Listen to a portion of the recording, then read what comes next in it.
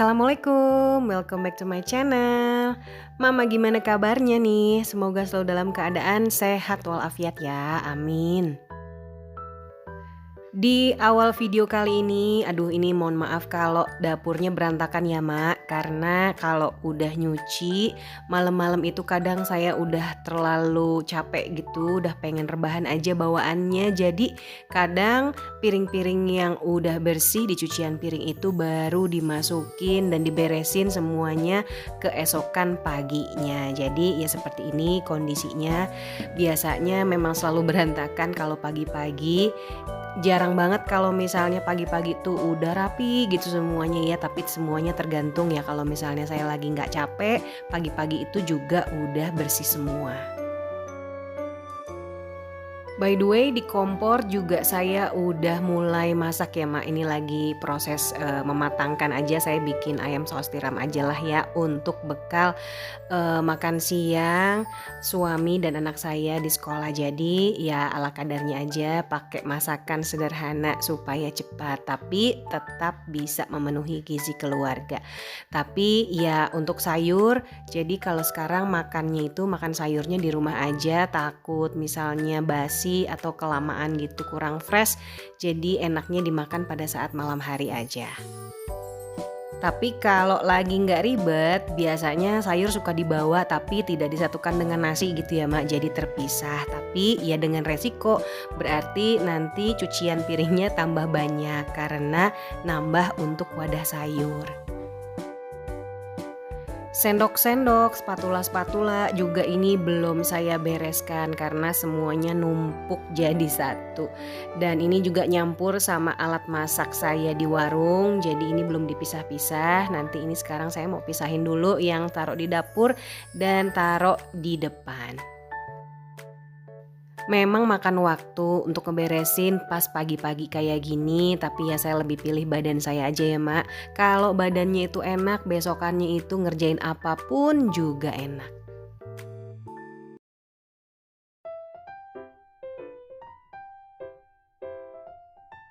Ayam saus tiramnya ini saya pakai stok ayam sebetulnya dari belanja mingguan yang pertama. Jadi minggu kemarin itu sebetulnya belanja mingguan saya itu sudah mau tayang ya Mak. Tapi karena ada masalah teknis nih, air pompa di rumah saya ini keruh terus.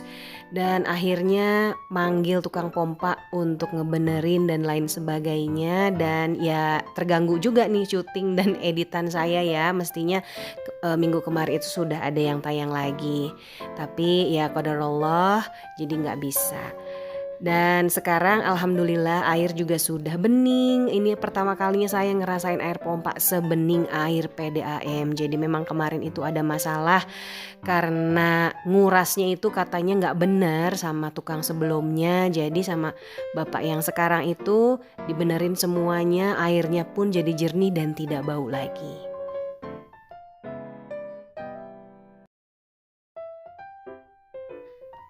Nah, untuk menemani ayam saus tiram, adanya tempe. Jadi saya bikin tempe goreng aja karena kemarin itu udah makan yang bertepung-tepung. Saya udah bikin ayam goreng tepung, pakai tahu goreng, pakai sayur kacang merah gitu ya. Sekarang giliran sekarang tempenya biasa aja. Tadi mau bikin tempe tepung tapi kemarin udah tepung-tepungan. Jadi ya biar bervariasi aja ya Mak. Lidahnya juga nggak bosen dan jangan terlalu banyak juga makan tepung. Gampang sih bikin tempe goreng kayak gini ya, udah tinggal cemplung aja dan udah saya iris-iris juga sebelumnya, jadi udah tinggal bumbuin dan langsung goreng.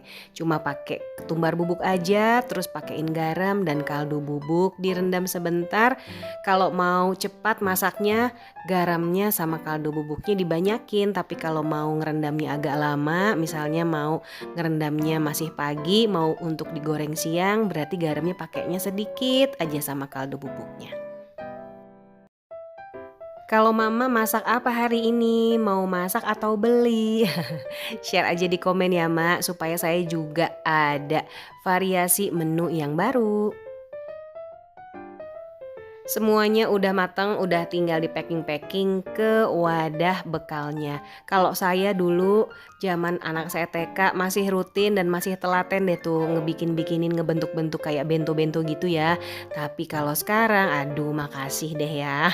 Udah nggak ada waktu lagi buat gunting-guntingin nori, pokoknya gulung-gulung nasi. Aduh ini pokoknya asalkan anak saya bisa makan, kerjaan beres dan semuanya bisa berjalan dengan lancar. Kalau misalnya saya masih pakai acara ngebentuk-bentuk makan kayak gitu, aduh bener-bener ngabisin waktu ya mak buat saya sekarang. Kalau dulu sih memang masih banyak waktu dan supaya semangat anak makannya gitu ya. Untuk Paksu cuma nambah nasi dan lauk aja dari rumah karena dia sebetulnya sudah dapat catering juga dari kantor. Nah, jadi kalau boleh saya flashback dulu yang mestinya tayang minggu lalu ya. Jadi ini hasil belanja mingguan saya yang pertama. Seperti biasa aja lah ya belanjaannya, nggak terlalu heboh-heboh dan saya menjaga agar keuangan uang belanjanya ini tetap stabil. Seperti yang mak-mak lihat, saya juga di sini ada tahu, ada paha bawah, ada dada dan juga paha atas. Saya juga beli jamur, kemudian toge, kemudian kacang. Ini semuanya sayurannya rata-rata sudah dipakai ya mak. Jadi ini hanya kilasan aja kalau saya tuh benar-benar kemarin itu belanja mingguan dan menggunakan uang belanjanya dengan semestinya. Dan kalau tempe ini sudah saya iris-iris kalau nanti saya mau dadakan bikin tempe goreng tepung. Dan ini tempe juga yang saya potong-potong dengan potongan berbeda supaya gampang nanti pada saat bikin tempe goreng yang tadi saya udah di awal bikin ya mak. Ini dari tempe yang stok yang ini ya. Terus ada juga sawi dan seperti biasa selalu dipisah ya daun dan batangnya. Kalau ini udah kering daun bawangnya mau saya iris-iris lalu dimasukkan ke wadah seperti biasa supaya lebih awet. Kalau menurut emak-emak jumlah uang belanja emak-emak itu mestinya berapa sih yang dikasih sama Paksu? Sebenarnya jumlah gaji suami kita itu berapa banyak sih untuk memenuhi kebutuhan rumah tangga? Ya yang namanya urusan keuangan mah ya selalu jadi tantangan ya tiap bulannya. Gaya hidup dan kebutuhan kita makin meningkat. Pasti bikin kita terutama sebagai istri nih pengatur keuangan atau gaji harus selalu menjadi istri yang cerdas dalam mengatur gaji agar kita bisa mencukupi kebutuhan sehari-hari. Sebelum saya bahas lebih lanjut, tetap simak video ini sampai akhir ya. Dan seperti biasa, hasil belanja mingguan selalu saya simpan di dalam kulkas satu pintu saya ini. Dan alhamdulillah juga ini udah bersih ya. Freezernya udah saya bersihkan sebelum saya nyetok di kulkas. Jadi ini semua belanjaan yang tadi ya mak. Dan ini sih sisa-sisa yang udah ada dari beberapa waktu yang lalu ya. Masih ada di freezer. Bagian chiller ini juga tadinya penuh dengan bunga es, tapi sekarang udah bersih.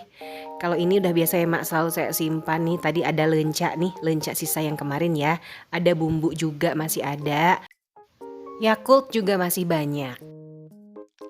Di belakang kacang merah dan jamur itu ada saya taruh tahu kuning dan itu sebelahnya toge. Terus di bawahnya itu cabe. Di bawah sini ada sayur-sayur sisa yang belanjaan sebelumnya. Ini tempe sama tomat di bawah ya mak. Di belakang tuh masih ada sawi dan kol. Gak tahu itu dari minggu keberapa pokoknya masih bisa dipakai deh. Hampir kebanyakan di sini sayurnya sudah saya masak ya mak. Jadi sebenarnya ini hanya laporan aja sih ya buat mak-mak semua. Dan karena saya lupa beli timun jadi wadah timunnya kosong. Jadi di bawah cuman ada daun salam dan daun jeruk.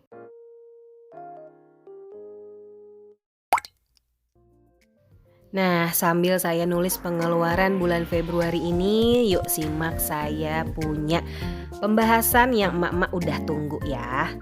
Jadi karena makin banyak juga saya dengar dan saya lihat dari berita, ternyata tuh nggak sedikit juga yang punya drama tiap bulan ya mak, urusan rumah tangga soal keuangan nih terutama. Ada istri yang curhat kalau uang belanjanya itu kurang, sedangkan di sisi lain ada suami yang merasa sudah memberikan segalanya tapi istrinya tetap merasa kurang. Agar suami dan istri sama-sama merasa cukup, ya usahakan agar suami dan istri ini juga punya visi yang sama dulu nih dalam mengatur keuangan dari A sampai Z-nya. Karena kalau sudah berumah tangga wajib dipahami bahwa masalah keuangan istri juga masalah keuangan suami. Begitu juga sebaliknya.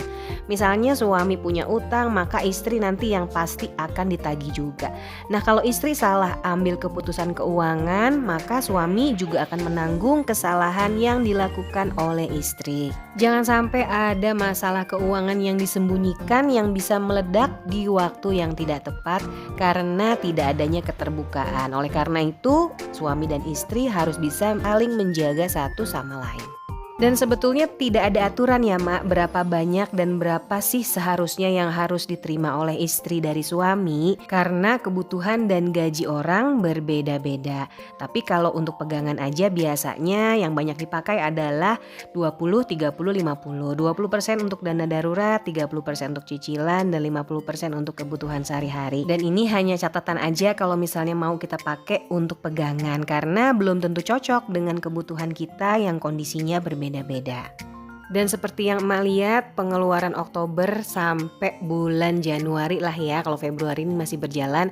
Jadi pengeluaran saya yang paling kecil itu ya pas saat di bulan Oktober 2022. Ya pengennya kayak gitu terus ya mak, tapi ya begini nih, kebutuhannya ternyata bertambah. Karena kemarin itu banyak yang kotor airnya, PDAM juga ikut kotor. Jadi saya beli deh kebanyakan nih aqua galon, 1 bulan saya beli ada 6 galon. Jadi seperti itulah ya perbedaan pengeluaran setiap bulannya. Sepertinya sampai sini dulu ya mak video saya kali ini, semoga bisa bermanfaat ya. Jangan lupa untuk kasih like, komen, dan subscribe. Sampai ketemu lagi di video saya selanjutnya. Wassalamualaikum, bye bye mak.